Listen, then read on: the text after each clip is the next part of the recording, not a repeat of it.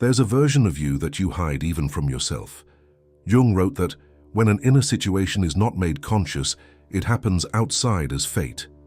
Maybe what you call bad luck, a block, procrastination, or a rough patch is simply your own unconscious running your life in the dark. And the most disturbing part is that it keeps acting, even when you swear you're in control. That force doesn't show up when you talk to people. It doesn't show up in the face you present to the world. It doesn't show up in the identity you learn to maintain to be accepted, loved, tolerated, or admired. But it's there, quiet, watchful, observing every choice you make, every silence you swallow, every impulse you abort, every door you almost walk through and, at the last second, decide not to open. And here's the most unsettling part. That hidden version isn't just the wounded part you try to avoid. It can also be the most intense, most alive, most lucid, most courageous, and most dangerous part. For the character you've been sustaining for years. Maybe that's exactly why you run from it so hard. Because deep down, human beings don't just fear failure. They fear the size of their own potential. They fear the weight of having to sustain who they really are. They fear the price of no longer being able to hide behind justifications. They fear the responsibility that's born the moment they stop lying to themselves. You might think you're running from pain, but in many moments, what you're actually avoiding is the greatness that would require a break. The version of you that speaks with clarity. The version of you that doesn't back down when it feels truth. The version of you that doesn't apologize for taking up space. The version of you that recognizes manipulation and no longer offers itself up for sacrifice. The version of you that sets boundaries. The version of you that finishes what it starts. The version of you that stops negotiating its own dignity in exchange for acceptance. That version is frightening. And it's frightening because if it emerges, your old life can no longer hold, so stay with me until the end. Because this video wasn't made just to bring you reflection. It was made to trigger recognition, so you can see the mechanism that's been operating in the dark. So you can realize that much of what you call destiny, personality, bad luck, a block, a rough patch, may actually be nothing more than an unconscious pattern repeating itself for years without ever being confronted. And when a pattern is truly seen, it begins to lose its power. And this is still just the beginning, because what comes next might explain entire years of your life. Maybe you've already lived something like this. You're standing in front of an important decision. Something inside you knows that step could change your life. Not because it promises comfort, but because it promises truth. You feel a calling, an internal movement, a rare kind of clarity. For a moment, everything seems aligned. You think, this is it. Now's the time. I'm going for it. But then another voice shows up, older, colder, more strategic, more intimate with your fear than you'd like to admit. And it whispers, slow down. What if it goes wrong? What if you're not ready? What if you expose yourself too much? What if you try and find out you can't? What if you lose the security you still have? What if people change the way they see you? What if you grow and don't know how to handle what comes next? And just like that, your body shifts, your energy drops, your courage loses heat, your mind starts manufacturing arguments. The opportunity is still right in front of you, but something internal has already started pulling you back. And it's a strange feeling because it doesn't feel like a normal decision. It feels like a shrinking, like part of you moves forward while another part grabs you by the waist to stop it. Like there's an invisible rubber band snapping you back to the old identity, to the familiar life, to the place where you've learned to suffer but you still know how to survive. That's why so many people live right in front of the right door without being able to walk through it. They know what they want. They feel what would make sense. They recognize the next step. But they obey the fear that speaks from within using the voice of common sense. And that's exactly what we're going to talk about today. About that underground part that acts when you think you're choosing freely. About the invisible region of your personality that influences what you feel, what you avoid, what you repeat, and what you destroy without realizing it. Jung called this the shadow. And today I want to show you not just the concept, but the mechanism. I want to show you how this part is born, how it grows stronger, how it makes you sabotage what you desire most, and above all, how it can stop being a dark basement and become a source of strength, clarity, and direction. Because the shadow isn't just a problem, it's also a reservoir of trapped energy. And when that energy stops being spent on the internal war, it returns to your life in the form of presence, groundedness, discernment, and movement. The origin of the shadow. Let's start from the beginning. What is the psychological shadow? The shadow is everything you learn to repress in order to keep being accepted. Everything that, at some point in your story, seemed inappropriate, dangerous, shameful, inconvenient, or incompatible with the image you needed to maintain in front of others. When we're young, we rarely learn to be whole. We almost always learn to be likable, approvable, controllable, functional. We learn early that certain expressions generate affection, while others generate distance, that certain emotions are welcome, while others provoke punishment, guilt, humiliation, or rejection, that some parts of us can live in the light of day, while others need to be hidden so the connection isn't threatened. So, little by little, you start selecting who you're allowed to be. You realize that if you're more docile, you receive love. If you're stronger, you receive respect. If you're more useful, you have a place. If you're more controlled, you receive approval. If you're less intense, you cause fewer problems. If you hide certain needs, you seem more dignified. If you suppress certain truths, you seem more acceptable. And that's how the character is born. I'm the strong one. I'm the good one. I'm the balanced one. I'm the mature one. I'm the one who solves things. I'm the one who holds it all together. I'm the one who doesn't cause problems. I'm the one who endures. I'm the one who understands everyone. I'm the one who adapts. But every identity built to excess carries a silent price. Because everything that doesn't fit that character doesn't disappear. It goes inward.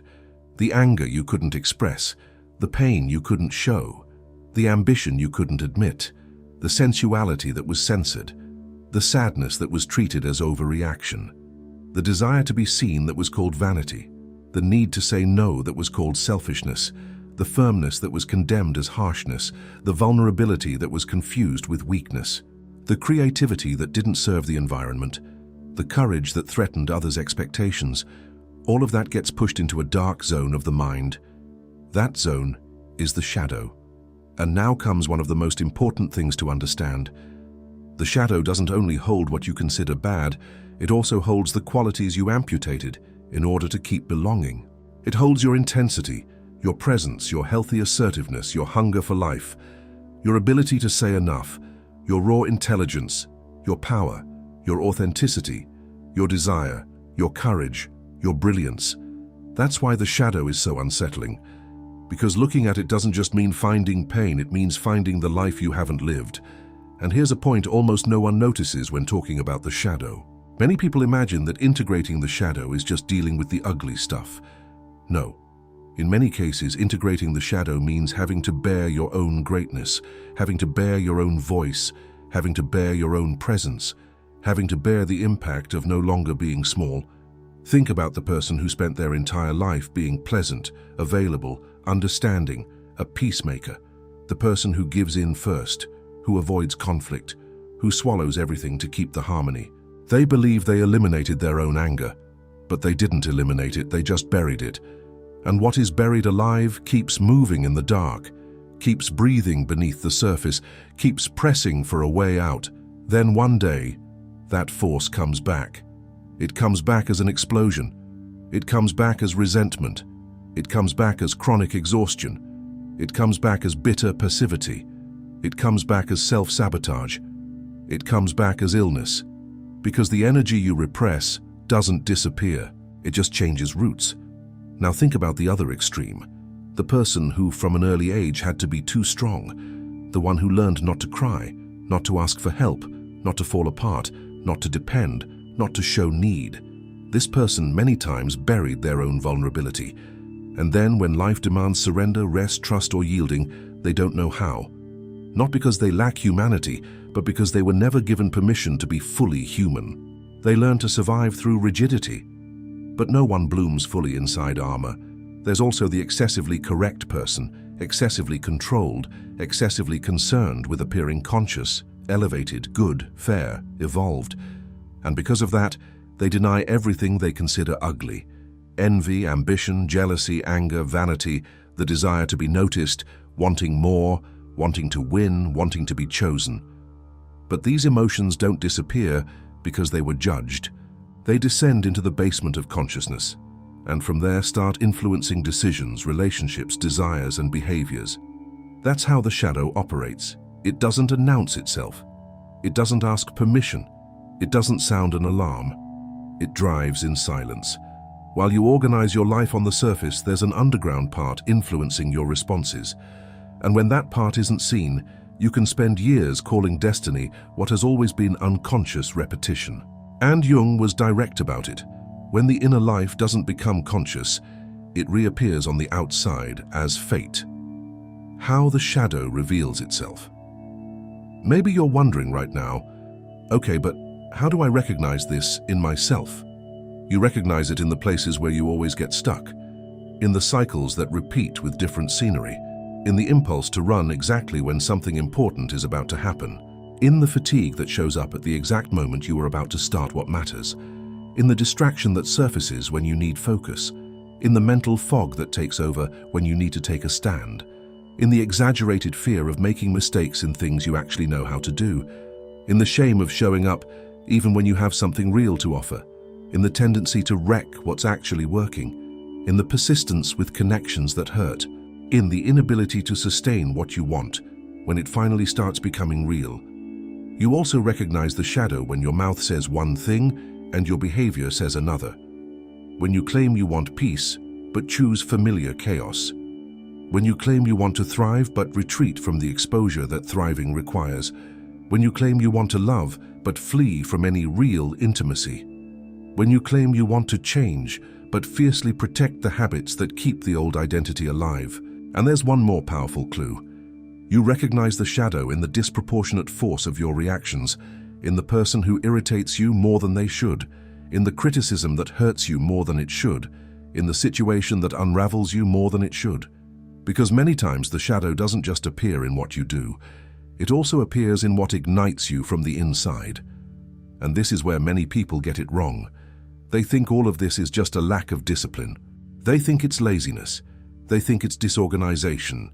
They think it's a personality flaw. They think it's bad luck. They think it's karma. But in many cases, what's behind it is an internal system that learned to associate growth with threat. And when the brain associates something with a threat, it doesn't need sophisticated logic to stop you. It just needs to produce discomfort, generate hesitation, create distraction, offer an immediate relief, remind you at a subterranean level that staying small feels safer than expanding. And maybe you're already recognizing too many scenes in this video. Maybe you've already remembered opportunities you lost, relationships you sabotaged, truths you swallowed, beginnings you abandoned, doors that stayed open too long until they closed. The first major breakthrough. Now I want to show you a decisive point. The shadow is not evil. It's old.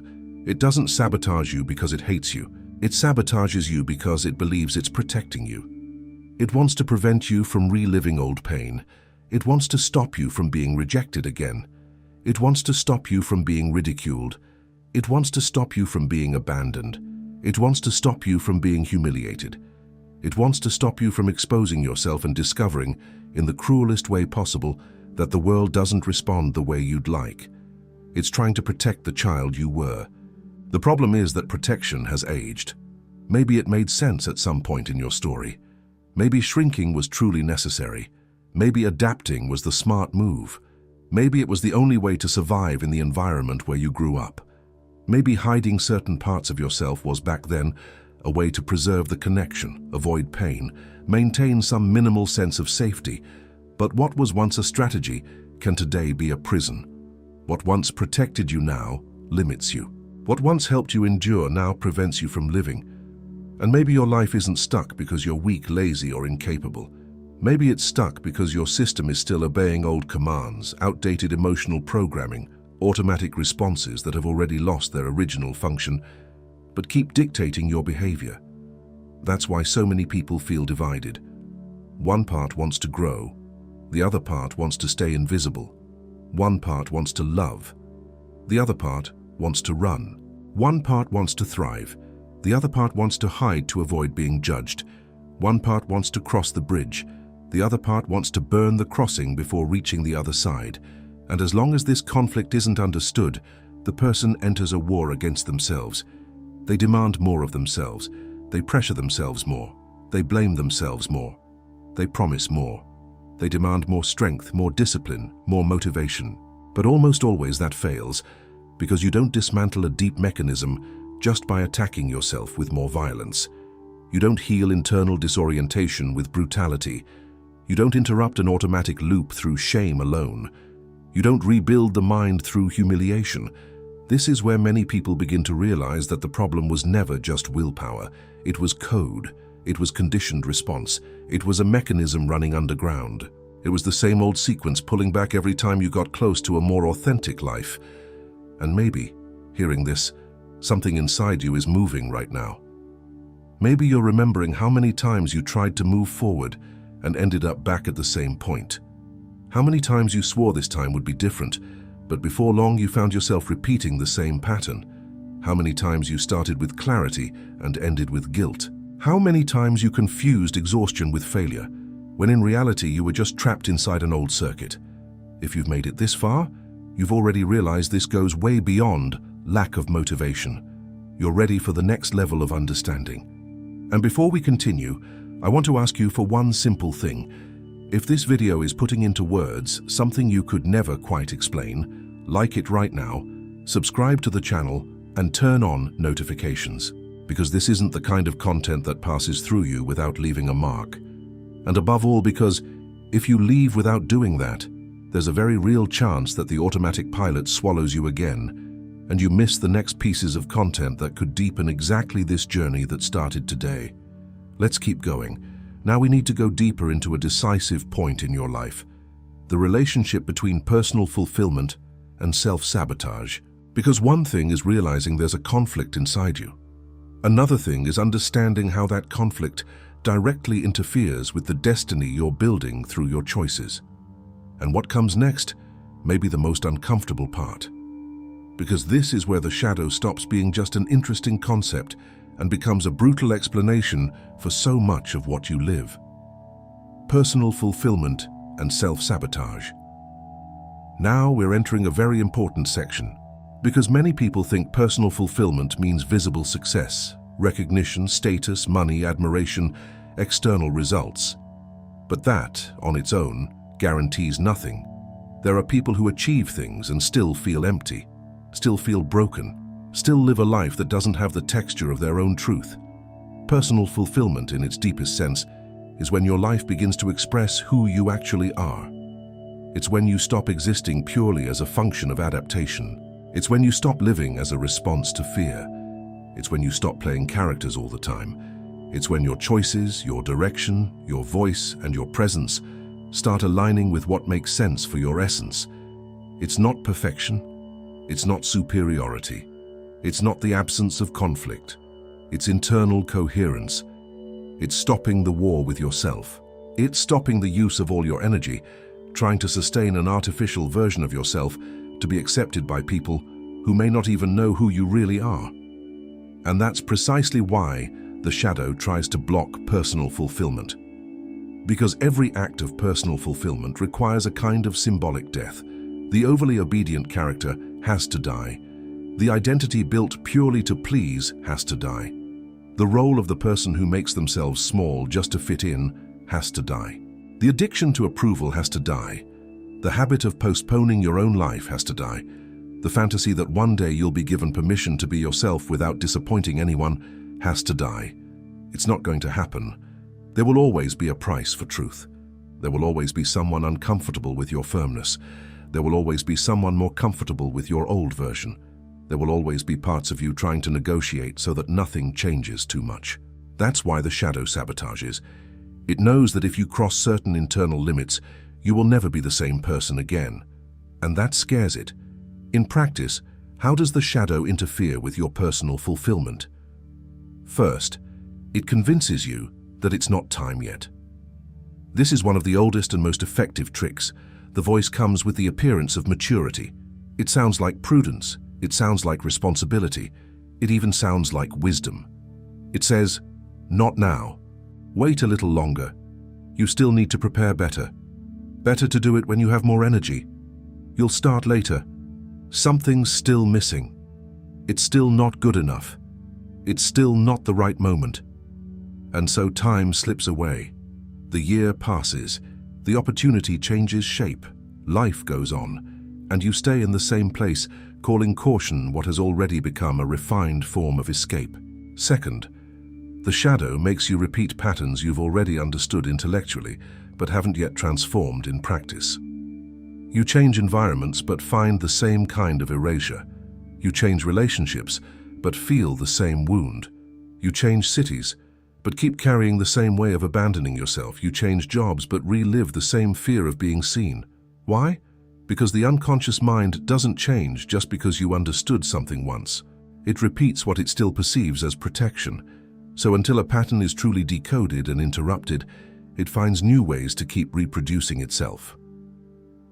Third, the shadow creates sabotages that look like logic.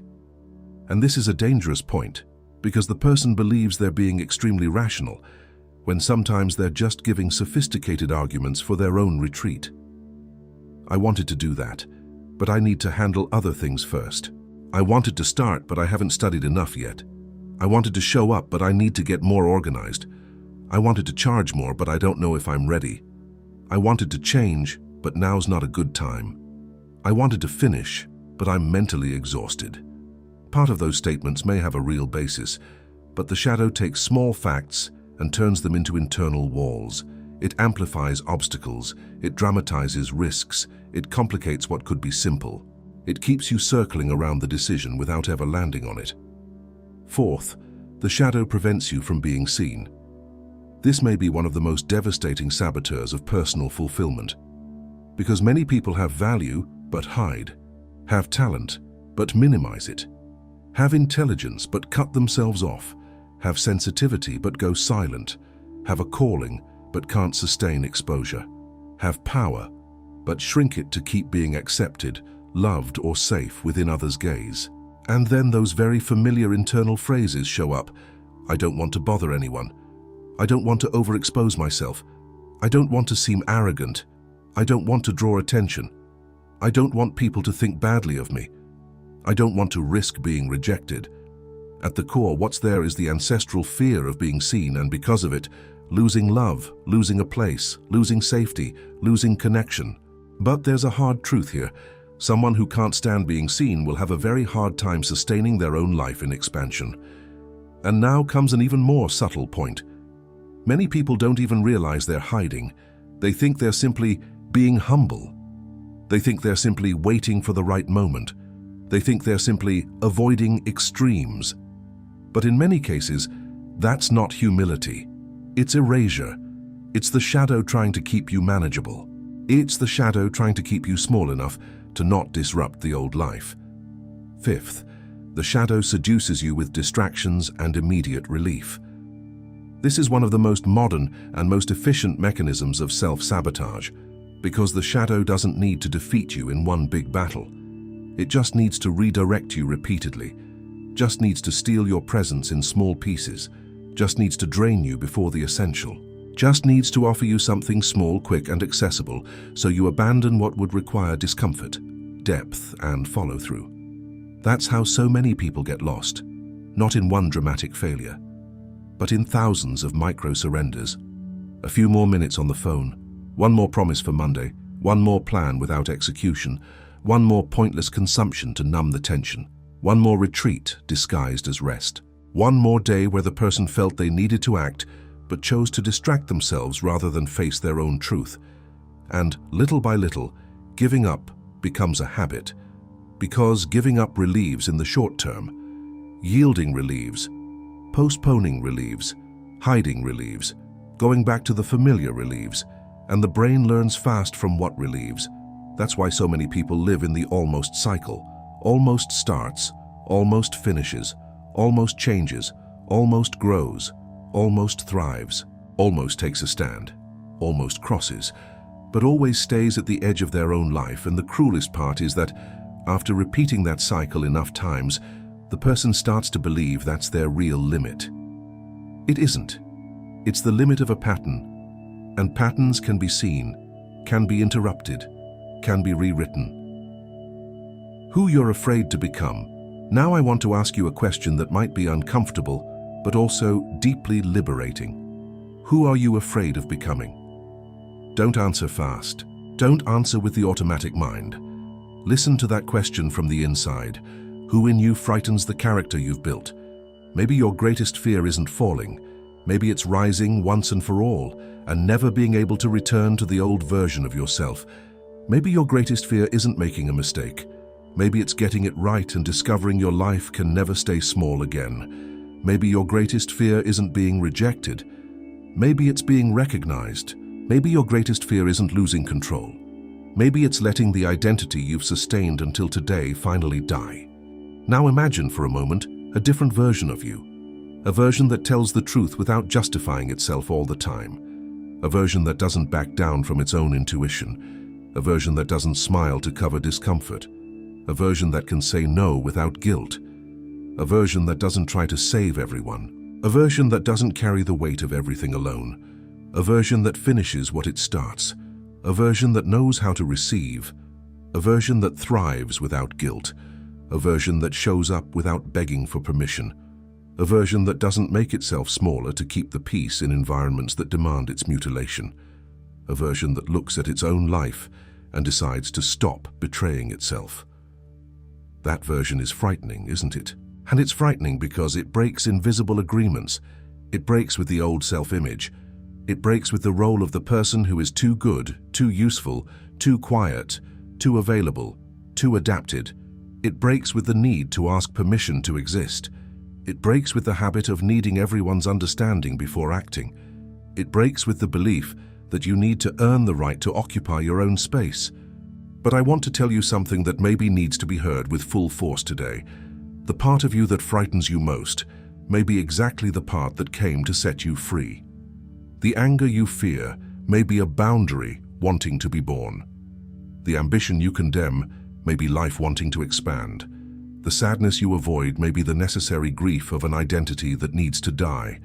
The courage you keep postponing may already be ripe. The firmness you call harshness may simply be self-respect returning. The desire to be seen may not be vanity. It may be your essence refusing one more cycle of erasure. You are not empty. You are exiled from yourself. And every time you're moved by someone authentic, whole, alive, present, someone who speaks without apologizing for existing, someone who holds their own truth even without universal approval, maybe what you're feeling isn't just admiration. Maybe it's recognition. Maybe a part of you is quietly saying, I am that too. I could live like that too. I felt that strength in me too. I was born for more than this repetition. The 7 movements of return. Understanding the shadow is important, but understanding isn't enough. There are many people who are deeply lucid about their own pain and still completely imprisoned by it. People who can explain their own story, name their own pattern, describe their own wound, but still obey the same circuit. Because awareness without practice becomes sophisticated suffering. It becomes clarity without transformation. It becomes intelligence in service of the same prison. That's why I want to show you a path, not as a magic formula, not as a childish promise, but as a concrete crossing, as movements of return back to yourself. First movement, honest observation. Everything starts here, not with complex theories, not with pretty phrases, not with spiritualization, not with justifications. It starts when you look at yourself without fantasy, when you begin to notice what you actually feel, where you get stuck, in what situations you abandon yourself, what kind of person triggers your fear, what context triggers your shame, what environment demands that you shrink, what opportunity activates your impulse to flee, what kind of exposure triggers anxiety, what kind of desire you try to disqualify so you don't have to sustain it. Honest observation is the moment you stop narrating yourself the way you'd like to be seen and begin to notice who's actually in charge. It's like walking into a dark room with a flashlight. The room was always there. The things were always there. But you couldn't see them. And that alone changes everything, because what is seen can no longer act with the same power from hiding. Second movement, lucid acceptance. Many people believe that if they truly look inward, they'll fall apart. But almost always the opposite happens. People fall apart because they spend years avoiding looking. Acceptance isn't approving everything you find in yourself. It's not romanticizing the shadow. It's not turning disorganization into identity. Acceptance is stopping the running. It's recognizing with maturity. Yes, I feel fear. Yes, I feel anger. Yes, I feel envy. Yes, I want to be seen. Yes, I sabotage myself. Yes, I shrink. Yes, I hide. Yes, I go back to what hurts me because I still confuse familiarity with safety. What is seen with honesty loses part of its power to dominate you in the dark. What is recognized no longer needs as much disguise. Third movement, decoding the function of the pattern. This stage is decisive because every repeated behavior has a function, even when it's destroying your life. Procrastination may be trying to avoid exposure. Perfectionism may be trying to avoid criticism. Distraction may be trying to numb discomfort. Self-deprecation may be trying to avoid envy, expectation, or pressure. Difficulty finishing may be trying to avoid judgment. The need to save others may be trying to avoid looking at yourself. The compulsion for control may be trying to prevent you from feeling vulnerable. Stagnation may be trying to preserve an old sense of belonging. When you understand the hidden function of the pattern, you stop treating yourself like an enemy and start dealing with the problem intelligently. You move out of self-hatred and into investigation, out of blind guilt and into strategic understanding. And here, a powerful shift happens, because the moment you understand what the pattern is trying to do for you, the internal war begins to lose force. You're no longer standing in front of a faceless monster. You're standing in front of a mechanism, and mechanisms can be studied. Fourth movement, interrupting the loop. This is where the game starts to change, because understanding why the pattern exists isn't enough. At some point, you need to learn to interrupt the automatic sequence the moment it starts. That moment is small on the outside and enormous on the inside. The thought arises. The discomfort rises. The old impulse appears. Your mind wants to rationalize. Your body wants to flee. The distraction calls. The old path offers itself again. And then, for the first time, you don't obey immediately. You breathe. You recognize. You name it. You interrupt. That gesture seems simple, but it's revolutionary, because it's in that second that awareness takes back the wheel. It's in that second that your life stops being pure reaction. It's in that second that a new code begins to be installed. And when that second truly happens, something lights up inside you. A kind of sobriety, a kind of return. A rare feeling that for the first time in a long time the autopilot didn't win. Fifth movement, conscious choice. You don't need to wait for the fear to go away before you act. That's one of the greatest illusions of adult life. Many people believe that one day they'll wake up ready, confident, whole, clear, free of conflict, free of trembling, free of hesitation, and then they'll do what needs to be done. But it almost never works that way. Most of the time, courage doesn't come first. It's built in the act. You act even while afraid. You speak even while uncomfortable. You take a stand even while trembling. You set a boundary even while insecure. You publish even while ashamed. You start even without a guarantee. And in doing that, your system learns something new. Surviving no longer depends on hiding. Sixth movement, conscious repetition. A new response doesn't get installed because you had a good reflection. It gets installed because it was practiced, because it was repeated, because it started gaining strength inside you. Every time you interrupt the old pattern and sustain a new action, you weaken an old circuit and strengthen a different route. That applies to everything, to the way you handle fear, to the way you respond to procrastination, to the way you face exposure, to the way you hold boundaries, to the way you receive money, attention, love, recognition, and responsibility. Identity shifts through the sum of small decisions sustained over time. That's why real transformation doesn't depend solely on motivation. Motivation fluctuates. What sustains change is practice, its process, its intelligent repetition, its method. And that may be one of the most liberating points of all. You don't need to feel extraordinary to begin. You need to begin consistently and little by little become someone more whole. Seventh movement, becoming who used to scare you. This is the point of the crossing. You begin to embody the version of yourself that once seemed too much, too intense, too firm, too visible, too free, too determined. And then you notice something profoundly unsettling. The fear wasn't a sign of error. It was just the guardian of the door. On the other side of that resistance was a part of you waiting to exist, a part more whole, more grounded, more clear, more capable of holding its own truth. It's at this point that you understand the shadow wasn't afraid of your failure. It was afraid of your brilliance. Because your brilliance changes agreements, changes relationships, changes choices, changes the way you move through the world, changes the way you accept or refuse what you once tolerated, changes the way others relate to you. And the old identity knew that. That's why it resisted so long. The shadow, worthiness, and money. There's one place in life where the shadow appears with almost brutal clarity. Money.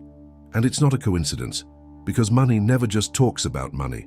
Money talks about value, about worthiness, about visibility, about the capacity to sustain results, about how much you can handle receiving, about guilt, about exposure, about power, about responsibility, about what happens inside you when life starts giving back more than the bare minimum.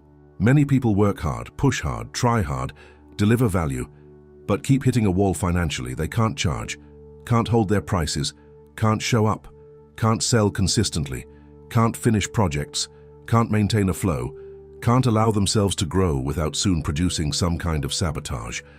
Sometimes it's technical, but many times it's the shadow.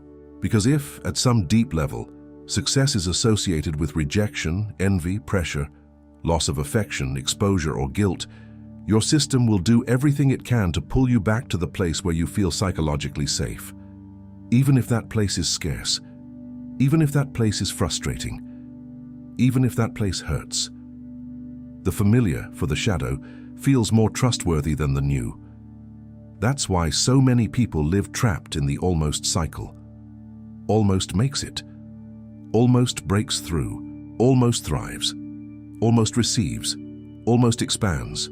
Almost crosses, but retreats before occupying the new place. And that doesn't happen because the person doesn't truly want it. It happens because there's an active code pulling them back every time they get close to a new level of presence, worthiness, and responsibility. Feel the depth of this. Maybe your problem isn't just earning more. Maybe it's internally tolerating the person you'll need to become to live at another level. Because growing financially isn't just a change in numbers, it's a change in identity. And every change in identity activates the shadow. And maybe that's exactly why so many people can dream of abundance, but can't sustain the psychological path that leads to it. They want the result, but they fear the exposure. They want the prosperity, but they fear the judgment. They want to grow, but they fear leaving behind who they've always been. The closing of the crossing. If you've made it this far, you've already realized this topic isn't shallow. We're not just talking about loose emotions or pretty phrases to ease your conscience for a few minutes. We're talking about internal structure, mechanism, programming, patterns that repeat because they remain invisible, automatic responses that have been hijacking your energy, your clarity, your discipline, your connections, your presence, and your movement toward the life you know you could build. The big question is that realizing this already changes something, but it doesn't change everything. There comes a moment when understanding is no longer enough. There comes a moment when awareness calls for method. There comes a moment when the pain of repeating becomes greater than the fear of changing. There comes a moment when you understand that you can't keep trying to fix effects without touching the cause. Because if the code stays the same, the behavior comes back. If the programming stays the same, the pattern reproduces. If the mechanism stays hidden, your life keeps getting pulled back. That's exactly why so many people oscillate between inspiration and relapse. They have a moment of clarity, feel like changing, promise it'll be different this time, take a few steps and shortly after, return to the old circuit. Not because they're weak, not because they don't want it, but because they haven't yet learned to recognize, interrupt, and rewrite the pattern at the exact point where it's born. And that's the point that separates reflection from transformation. Reflection without practice can become just a beautiful emotion. Transformation demands crossing, demands conscious repetition, demands method for dealing with the mind when it tries to restore the old, demands courage to sustain the new. If this video moved something in you, it's because some part of you recognized itself. Some part understood it's already tired of the cycle of wanting to move forward and being pulled back. Some part realized it doesn't want to spend more years confusing self-sabotage with destiny. Some part realized it doesn't want to keep calling just the way I am what is actually an outdated pattern. And maybe that is the beginning of the change. The moment you stop just suffering the mechanism and start observing it, the moment you stop blindly fighting yourself and start decoding what operates inside you, the moment the shadow stops being just an abyss and begins to reveal itself as a map. Because yes, there is life on the other side of that conflict. There is clarity, there is peace, there is presence, there is the ability to act, there is the strength to finish. There is freedom to hold who you are without asking for internal permission all the time. There is another way to exist, but it requires seeing the code that has been governing you in the dark, and that's why the next step matters. Not to motivate you for a day, not to give you a passing feeling of hope, but to put you in front of a practical path of decoding. The link is in the description of this video and in the first pinned comment. Stop trying to fix what you don't understand. Start decoding your code. I'll see you on the other side.